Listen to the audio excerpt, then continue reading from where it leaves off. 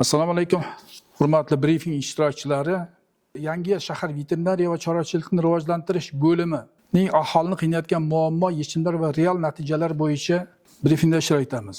Bugungi kunda Yangi shahrida chorvachilik, parrandachilik bilan shug'ullanuvchi aholi qaramog'idagi chorva mollarini parvarishlash va boqishda, ozuqa bazasini yaratishda, yaylovlarni tashkil etishda bir qancha noqulayliklar